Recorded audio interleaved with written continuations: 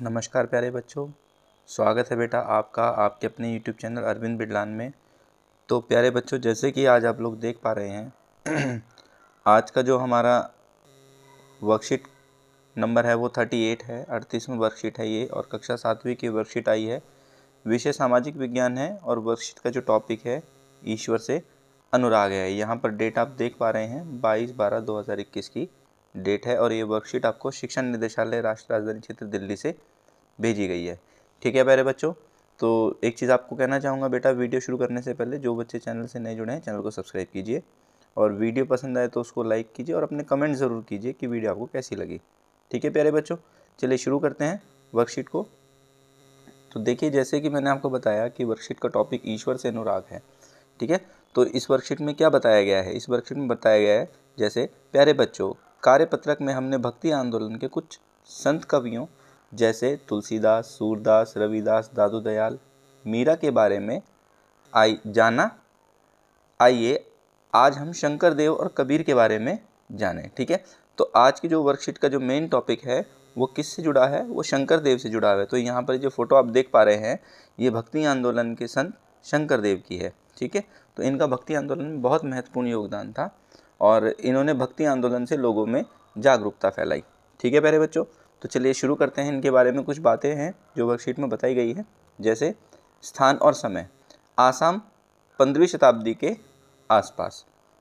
आगे कहते हैं उन्होंने विष्णु की भक्ति पर बल दिया। ठीक है, ये भगवान विष्णु के उपासक थे। आगे कहते हैं उन्होंने आसामीय भाषा में कविताएं और नाटक लिखे। उन्होंने ही नामघर, कविता पाठ और प्रार्थना घर स्थापित करने की पद्धति चलाई जो आज तक चल रही है।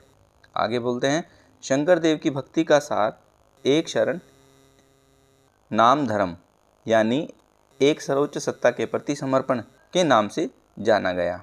आगे कहते हैं शंकर देव की शिक्षाएं भगवत गीता और भगवत पुराण पर आधारित हैं। उन्होंने ज्ञान के प्रसार के लिए सत्र या मठों की स्थापना को प्रोत्साहित किया। आगे बोलते हैं उनकी प्रमुख रचना कीर्तन घोष में शामिल है। ठीक है, तो इससे हमें ये पता लगता है कि संत जो शंकर देव थे ये आसाम से संबंधित संत थे। आसाम जो आज हमारा राज्य है वहाँ से संबंधित थे, और इन्होंने जितनी भी अपनी कविताएं लिखी वो आसामीय भाषा में लिखी। ठीक है, और ये भगवान विष्णु के उपासक थे, और इनका जो मेन मकसद था वो था लोगों के अंदर जागरूकता को फैलाना। ठीक है प्यारे बच्चों, आगे देखते हैं।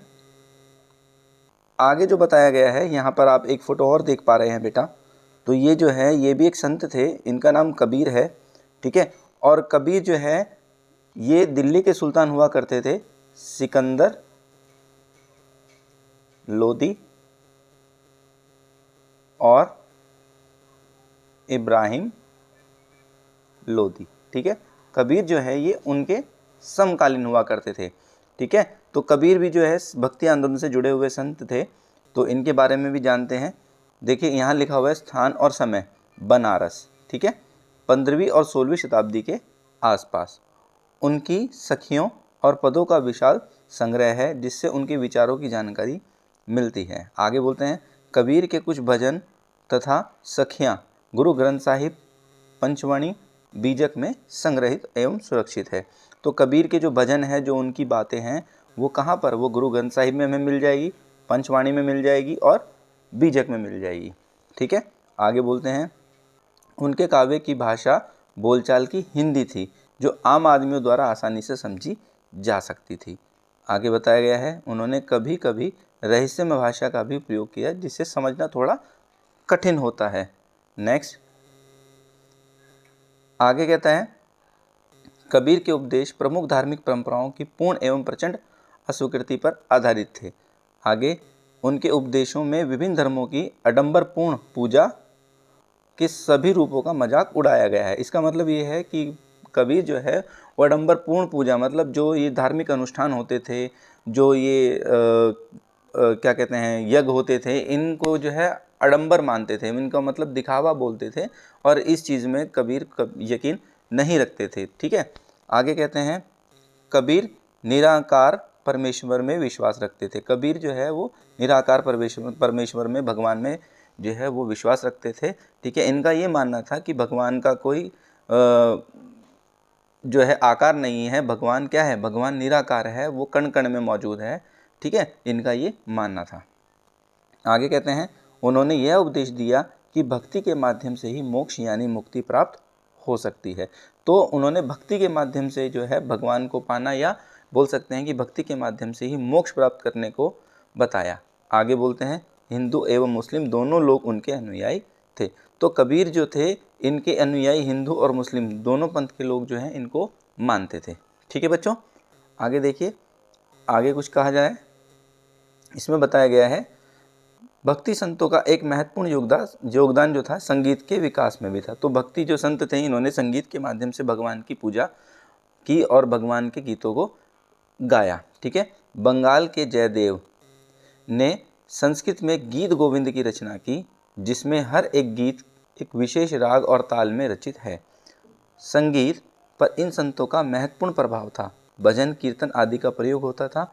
इन गीतों ने जो मनोभावात्मक अनुभवों पर बल देते थे, जनमानस को ज़्यादा आकर्षित किया। तो भक्ति आंदोलन के जो संत थे वो संगीत के माध्यम से भगवान की पूजा करते थे और संगीत भजन कीर्तन और गानों से, गीतों से जो है लोगों को आकर्षित करते थे और लोगों को अपना अनुयायी बनाते थे। ठीक है बच्चों, तो इसके कुछ क्वेश्चंस दिए गए हैं, जैसे निम्नलिखित प्रश्नों के उत्तर दीजिए। जैसे पहले बोला गया है शंकर देव ने कौन सी पद्धति चलाई, तो देखिए इसका आंसर हमें यहाँ से मिल जाएगा बेटा,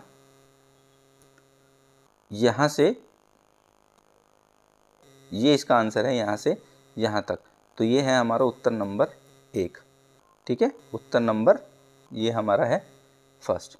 नेक्स्ट आगे कहता है कबीर द्वारा अभिव्यक्त प्रमुख विचार क्या क्या थे, उन्होंने इन विचारों को कैसे अभिव्यक्त किया। तो देखिए इसका जो आंसर हमें मिलेगा वो यहाँ से मिलेगा। ठीक है, तो इसका जो आंसर है वो हमारा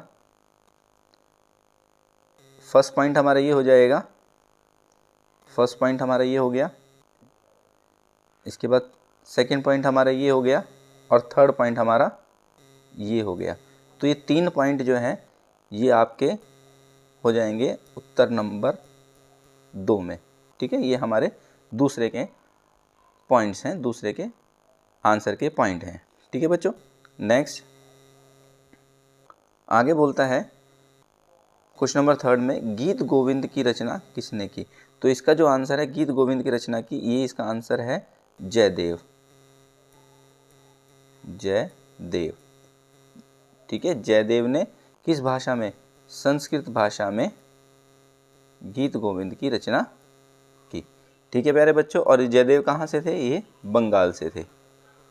ठीक है, बंगाल के थे ये। ठीक है प्यारे बच्चों, तो इसी के साथ ये तीनों प्रश्न हमारे होते हैं। उम्मीद करता हूँ बच्चों को समझ में आया होगा। यहाँ पे कुछ गतिविधि दे रखी है जो आप बच्चों को स्वयं करनी है। ठीक है, वर्कशीट, इसी के साथ हमारी वर्कशीट भी फिनिश होती है। तो उम्मीद करता हूँ बच्चों को समझ में आया होगा बेटा। तो वर्कशीट आपको कैसे लगी अपने कमेंट में बताइए, आपको किस तरीके से समझ में आया, अपने कमेंट ज़रूर कीजिए। और वीडियो अगर पसंद आए तो इसको लाइक कीजिए बेटा और दूसरे बच्चों को भी शेयर कीजिए। ठीक है, मिलेंगे फिर हम अगली वर्कशीट पे। Thank you.